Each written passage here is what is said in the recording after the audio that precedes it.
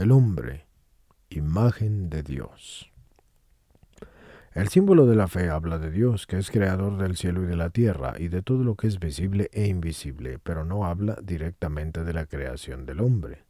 El hombre, en el contexto soteriológico del símbolo, aparece con referencia a la encarnación, lo que es evidente de un modo particular en el símbolo niceno-constantinopolitano.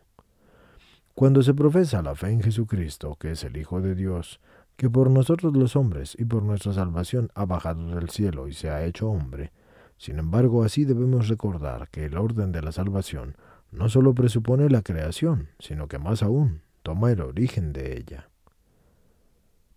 El símbolo de la fe nos remite en su concisión al conjunto de la verdad revelada sobre la creación para descubrir la posición realmente singular y excelsa que se le ha dado al hombre. Como ya hemos recordado en las catequesis anteriores, el libro del Génesis contiene dos narraciones de la creación del hombre. Desde el punto de vista cronológico, es anterior la descripción contenida en el segundo capítulo del Génesis y en cambio es posterior la del primer capítulo. En conjunto, las dos descripciones se integran mutuamente, conteniendo ambas elementos teológicamente muy ricos y preciosos. En el libro del Génesis 1:26, leemos que el sexto día Dios dijo: hagamos al hombre a nuestra imagen y a nuestra semejanza, para que domine sobre los peces del mar, sobre las aves del cielo, sobre los ganados y sobre todas las bestias de la tierra, y sobre todos los animales que se mueven sobre ella. Es significativo que la creación del hombre esté precedida por esta especie de declaración con la que Dios expresa la intención de crear al hombre a su imagen y semejanza, o mejor, a nuestra imagen en plural, sintonizando así con el verbo de hagamos. Según algunos intérpretes, el plural indicaría el nosotros divino del único creador, y esto sería, pues, de algún modo, una primera y lejana señal trinitaria, y en todo caso la creación del hombre, según la descripción del Génesis número 1, va precedida de una particular dirigirse a sí mismo, es decir, el ad intra, de que Dios mismo es el que crea. Sigue luego el acto creador, porque Dios creó al hombre a su imagen y semejanza, a imagen suya y a imagen de Dios lo creó, y los creó como varón y mujer. Génesis 1:27. En esta frase impresiona el triple uso del verbo de creó o bará, que parece dar el testimonio de una especial importancia e intensidad del acto creador.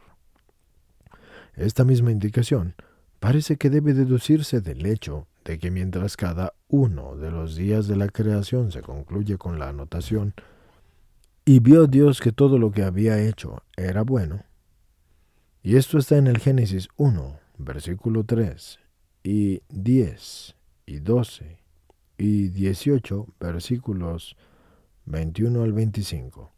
Después de la creación del hombre, el sexto día, dice que Dios vio que todo lo que había hecho era bueno. Génesis 1:31. La descripción más antigua, que es la yahivista del Génesis número 2, no utiliza esa expresión de imagen de Dios.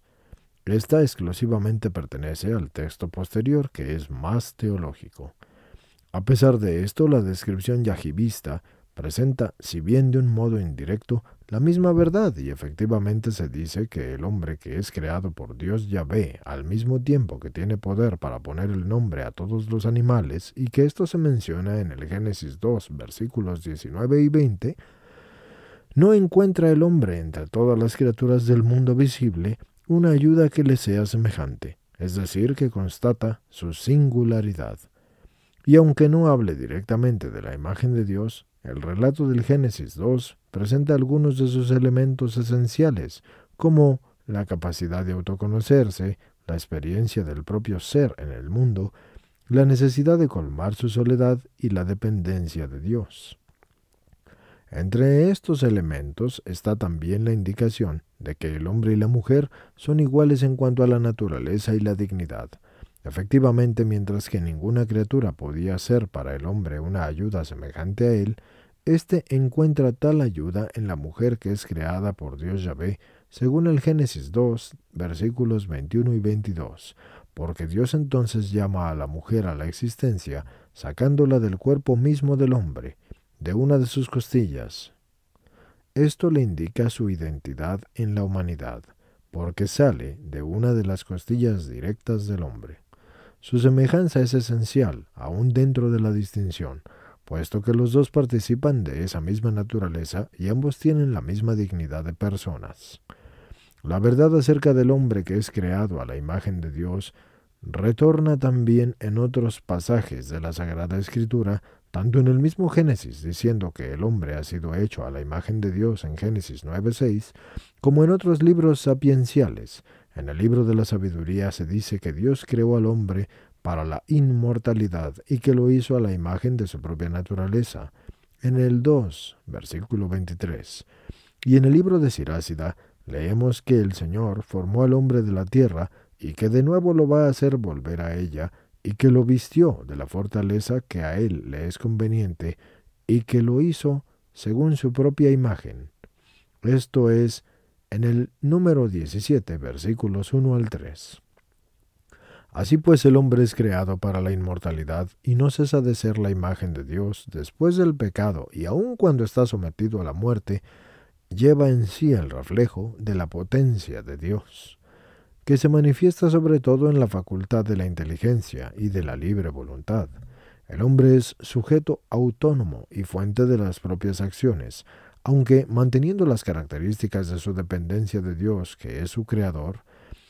Él tiene una contingencia ontológica, es decir, que el hombre sí puede dejar de existir, aunque también tiene existencia porque Dios se la ha dado de manera propia. Esa aclaración, estimados escuchantes, se las hice yo, y como notarán a lo largo de la lectura, muchas aclaraciones las he hecho ya sin hacer connotación de esto. Continuando con la lectura. Después de la creación del hombre como varón y mujer, el Creador los bendijo diciéndoles que procrearan y que se multiplicaran y que hinchieran la tierra y la sometieran y dominaran sobre los peces y sobre las aves y sobre todo cuanto viviera. Génesis 1, versículo 28. La creación a imagen de Dios les constituye el fundamento del dominio sobre las otras criaturas en el mundo visible, las cuales fueron llamadas a la existencia con las miras al hombre y para él, es decir, que la creación fue hecha para servir al hombre, y no el hombre para servir a la creación ni para ser esclavo de ella. Del dominio del que habla el Génesis en el 1:28 participan todos los hombres a quienes el primer hombre y la primera mujer les dieron el origen. A esto alude también la redacción yahivista en el Génesis 2:24, a la que todavía vamos a tener ocasión de retornar transmitiendo la vida a sus hijos como hombre y mujer, porque les dan en heredad esa imagen de Dios que fue conferida al primer hombre en el momento de la creación, y de este modo el hombre se convierte en una expresión particular de la gloria del Creador en el mundo creado. Gloria Dei vivens homo, vita aurem hominis vicio Dei. Así escribiría San Ireneo en las Advenimientos, número 4, parte 20, versículo 7. El hombre es la gloria del Creador en cuanto a que ha sido creado a la imagen de Él, y especialmente en cuanto a que accede al verdadero conocimiento del Dios viviente. En esto encuentran el fundamento el particular valor de la vida humana, como también todos los derechos humanos que hoy se ponen tan de relieve. Mediante la creación, la imagen de Dios. El hombre es llamado a convertirse entre todas las criaturas del mundo visible en un portavoz de la gloria misma del Creador, Dios, y en cierto sentido, en una palabra, de su gloria.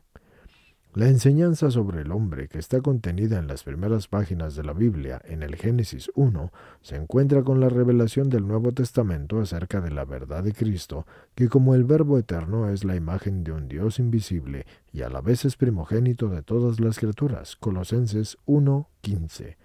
El hombre, creado a imagen de Dios, adquiere en el plan de Dios una relación especial con el Verbo divino, que es la eterna imagen del Padre que en la plenitud de los tiempos se hace carne. Adán, escribe San Pablo, es tipo del que había de venir, Esto está en Romanos 1, versículo 14. En efecto, a los que de antes conoció Dios como Creador, los predestinó a ser conformes con la imagen de su divino Hijo, para que de éste sea el primogénito entre muchos hermanos. Romanos 8, versículo 29.